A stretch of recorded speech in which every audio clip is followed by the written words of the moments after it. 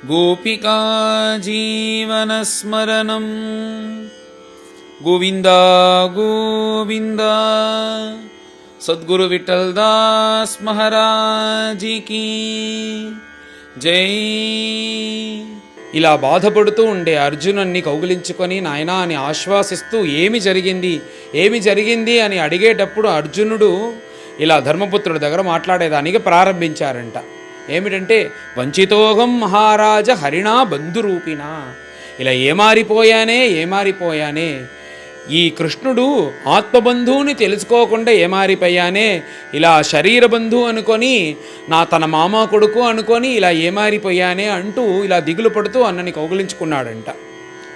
ఇప్పుడు అర్జునుడు ఇలా ప్రారంభించేటప్పుడు కృష్ణుణ్ణి ఎప్పుడు మొట్టమొదటి చూశారో అక్కడి నుంచి ప్రారంభించాడు. యత్ సంశ్రయా ద్రుపదగేహం ఉపాగతానం, మొట్టమొదట కృష్ణుణ్ణి ఆ ద్రౌపది స్వయంవరంలోనే అర్జునుడు చూశాడు.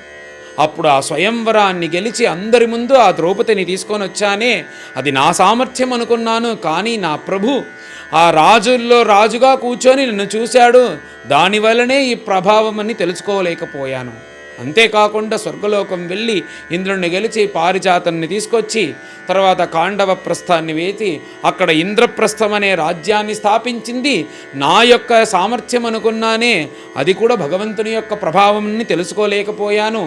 అంతేకాకుండా ఎన్ని కష్టాలు మన వనవాసంలో ఉండేటప్పుడు దుర్వాసులు 10,000 శిష్యులతో వచ్చినప్పుడు అప్పుడు ఆహారం వేసేదానికి దిక్కు లేకుండా ఉండేటప్పుడు భగవంతుడే కదా వచ్చి కాపాడాడు. అప్పుడు కూడా అతన్ని భగవంతుని తెలుసుకోలేకపోయాను. పరమేశ్వరుణ్ణే గెలిచి పాశుపతాస్త్రాన్ని తీసుకున్నానే, అది నా సామర్థ్యం అనుకున్నాను. కానీ నా ప్రభు ఉండందువల్లే ఇది జరిగింది. అంతేకాకుండా అజ్ఞాతవాసం ముగించేటప్పుడు దుర్యోధనుడు, కర్ణుడు, అన్ని వీరులు వచ్చి నాతో జగడం వేసేదానికి, యుద్ధం వేసేదానికి వచ్చినారు. ఆ సమయంలో తనిగా ఉండి అందరినీ గెలిచి సమ్మోహనాస్త్రం వేసి వాళ్ళ కిరీటాల్ని తీసుకొచ్చి నా రథంలో పెట్టి ఇలా గెలిచాను. ఇది నా యొక్క సామర్థ్యం, నీ సవ్యసాచి అంటూ సంతోషపడినాను. కానీ ఈరోజే తెలిసింది ఇవన్నీ నా కృష్ణుడు పక్కన ఉండందువల్లనే ఇది జరిగింది అని ఈరోజే తెలిసింది అన్నా అంటూ ఇలా ఏమారిపోయాను అంటూ ధర్మపుత్రుడి దగ్గర ఇలా ఆయన మాట్లాడుతూ ఇలా దిగులు పడుతూ ఉన్నారు. అంతేకాకుండా ఆ కృష్ణునికి అర్జునుని దగ్గర ఆశ ఎక్కువ.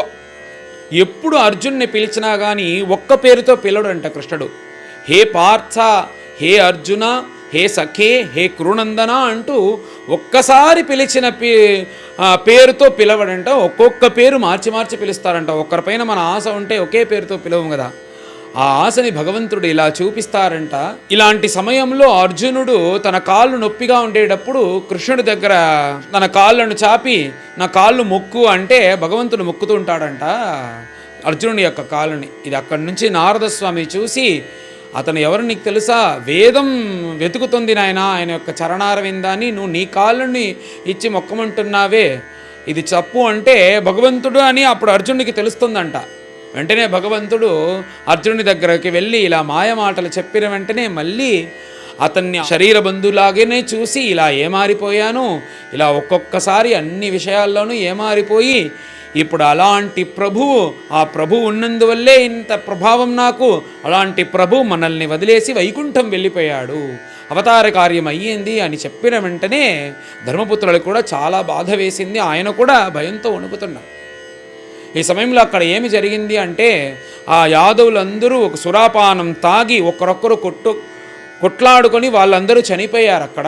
దాని తర్వాత పెద్ద కల్లోలం అలలన్నీ వచ్చి ఆ సముద్రం ఆ ద్వారకా పట్టాన్ని ముంపేసింది.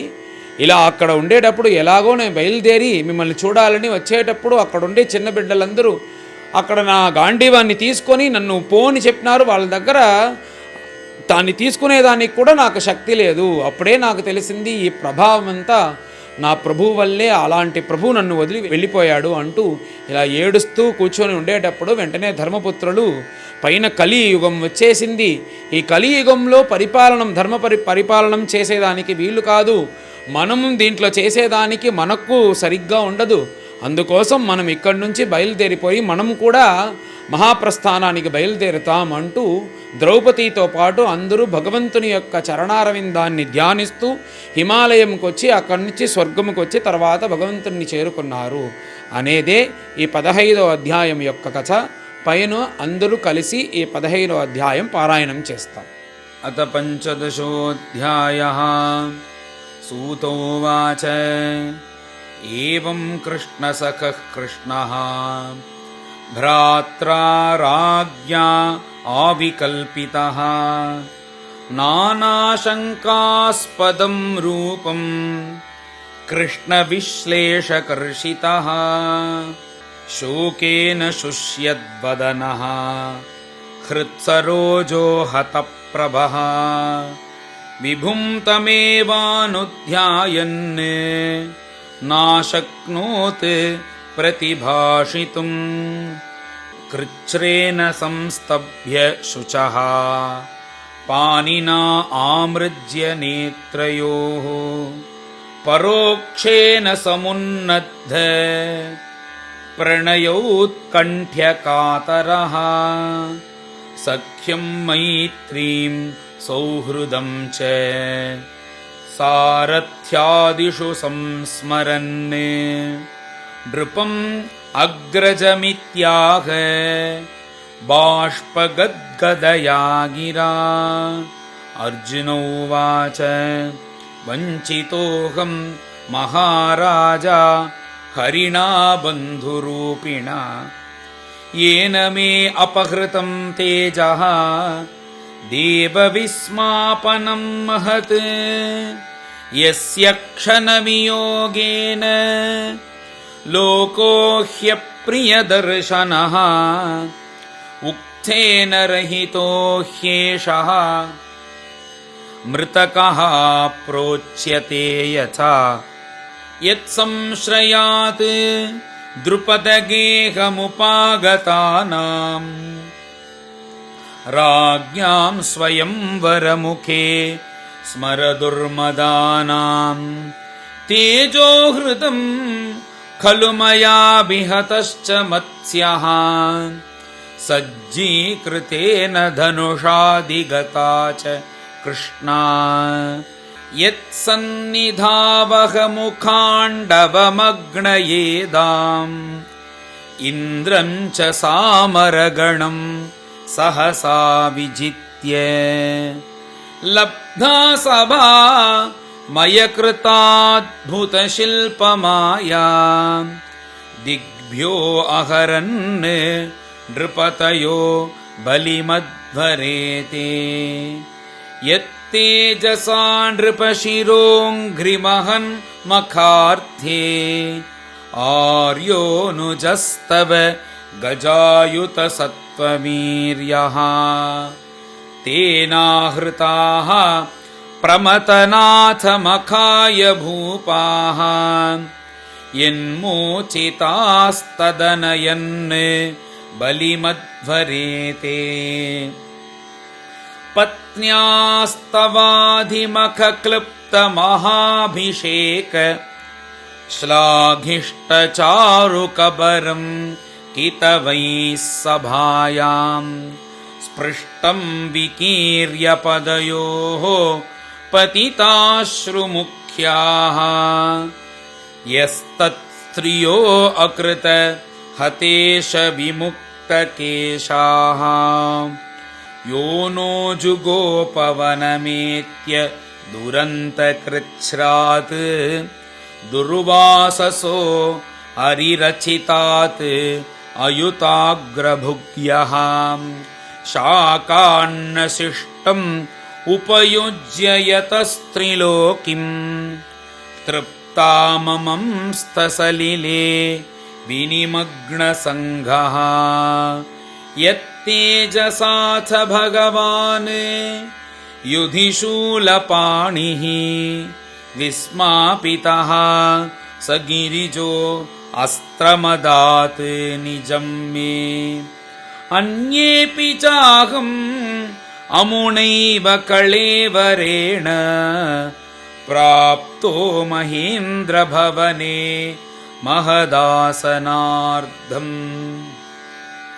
तत्रैव मे विहरतो भुजदण्डयुग्मम् गाण्डीवलक्षणमराति वधाय देवाः सेन्द्राश्रिताः यदनुभावितमाजमीढ तेनाहमद्यमुषितः पुरुषेण भूम्ना यद्बान्धवः कुरुबलाब्धिमनन्तपारम् एको रथेन ततरेहमतार्य सत्वम् प्रत्याहृतम् बहुधनं च मया परेषाम् तेजास्पदं मणिमयं च हृतं शिरोभ्यः यो भीष्मकर्णगुरुशल्य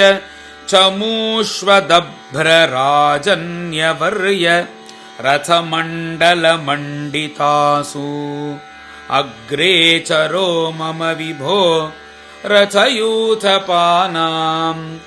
आयुर्मनांसि च दृशा सहवोज आर्च्छते यद्दोषुमाप्रणिहितम् गुरुभीष्मकर्ण नप्तृत्रिगर्तशलसैन्धववाल्हिकाद्यैः अस्त्राणि अमोघमहिमानि निरूपितानि नोपस्पृशुः नृहरिदासमिवासुराणि सौत्ये वृतः कुमतिना आत्मदयीश्वरो मे यत्पादपद्ममभवाय भजन्ति भव्याः मां श्रान्तवाहमरयो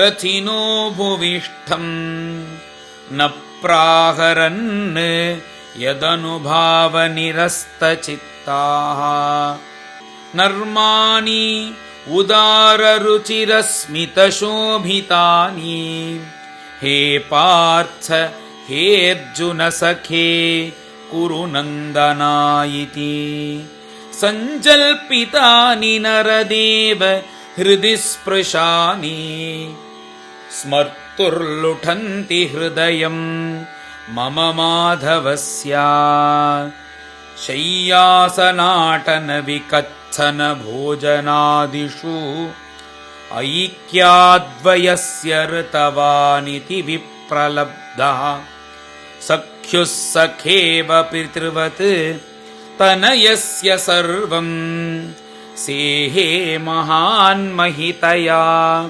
कुमतेरगम्ये सोऽहं नृपेन्द्ररहितः पुरुषोत्तमेन सख्या प्रियेण सुहृदा हृदयेन शून्यः अध्वनि उरुक्रम परिग्रहमङ्गरक्षन् गोपैरसद्भिः अबलेव विनिर्जितोऽस्मि तद्वै धनुस्तैषवः सरथो हयास्ते सोऽहं रथी नृपतयो यत आनमन्ति सर्वं क्षणेन तदभूत् असदीशरिक्तम् भस्मन्हुतं कुहकराद्धमिवोक्तमूष्याम् राजंस्त्वयाभिपृष्टानां सुहृदां नः सुहृत्परे विप्रशापविमूढानां निघ्नतां मुष्टिभिर्मिथः वारुणीं मदिरां पीत्वा मदोन्मथितचेतसाम् अजानतामिवान्योन्यम् चतुःपञ्चावशेषिताः प्रायेणैतत् भगवतः ईश्वरस्य विचेष्टितम् मिथो निघ्नन्ति भूतानि भावयन्ति च यन्मिथः जलोकसां जले यद्वत् महान्तो अदन्ति अणीयसः दुर्बलान् बलिनो राजन् महान्तो बलिनो मिथः एवं बलिष्ठैः यदुभिः महद्भिरितरान् विभुः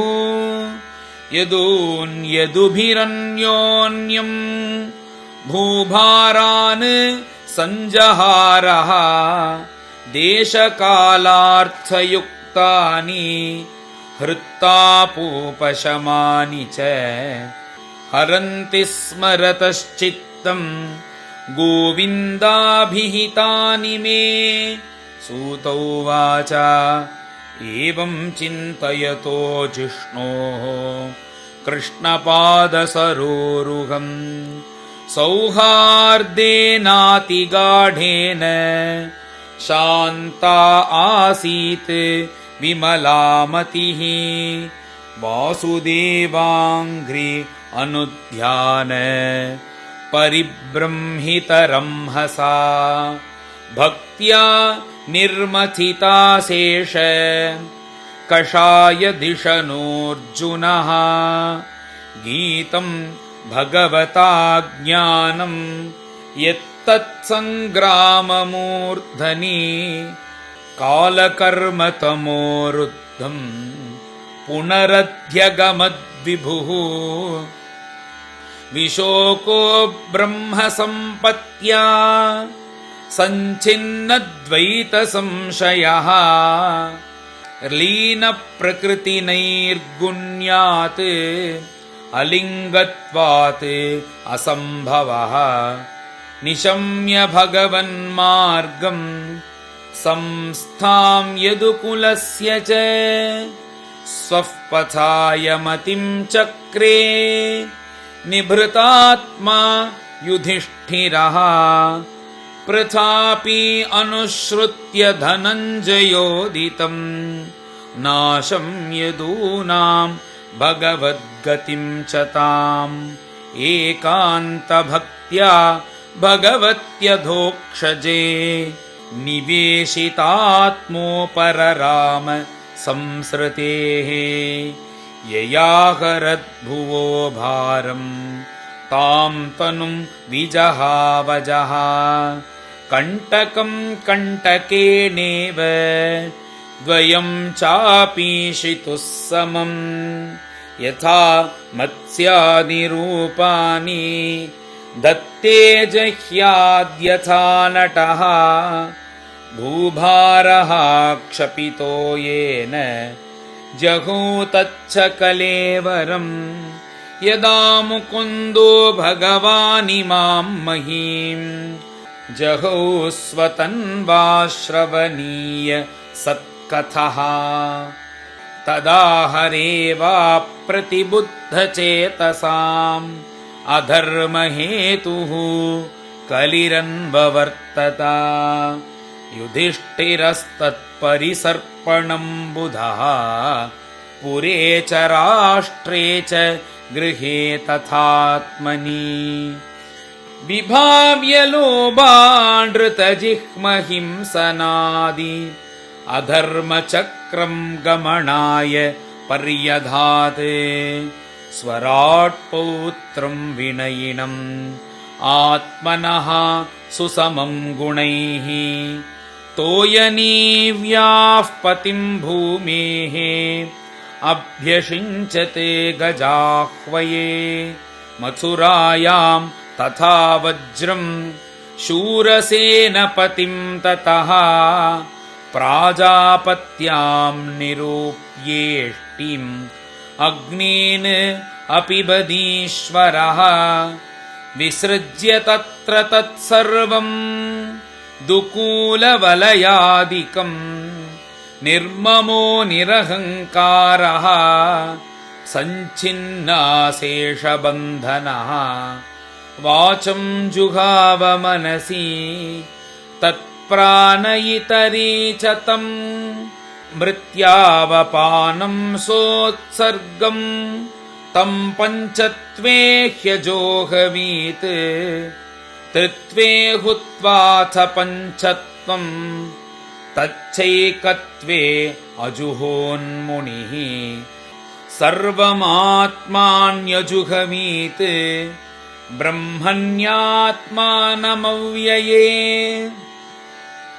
चीरवासा निराहारो बद्धवाङ्मुक्तमूर्धजः दर्शयन्नात्मनो रूपं जडोन्मत्तपिशाचवत् अनपेक्षमानो निरगात् अशृण्वन् बधिरो यथा उदीचीं प्रविवेशाशां गतपूर्वां महात्मभिः हृदि ब्रह्म परं ध्यायन् आवर्तेत यतो गतः सर्वे तमनुनिर्जग्मुः भ्रातरः कृतनिश्चयाः कलिना अधर्ममित्रेण दृष्ट्वा स्पृष्टाः प्रजाभुवि ते साधुकृतसर्वार्थाः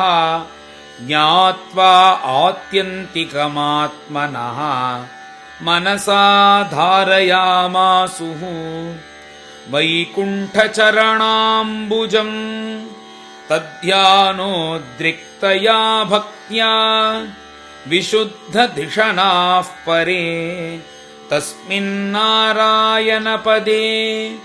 एकान्तमतयो गतिम् अवापुः दुरवापां ते असद्भिः विषयात्मभिः विधूतकल्मषास्थाने विरजेन आत्मनैव हि विदुरोऽपि परित्यज्य प्रभासे देहमात्मवान् कृष्णावेशेन तच्चित्तः पितृभिः स्वक्षयं ययौ द्रौपदी च तदाज्ञाय पतीनामनपेक्षताम् वासुदेवे भगवती ह्येकान्तमतिरापतम् यश्रद्धयैतत् भगवत्प्रियाणाम् पाण्डोः सुतानामिति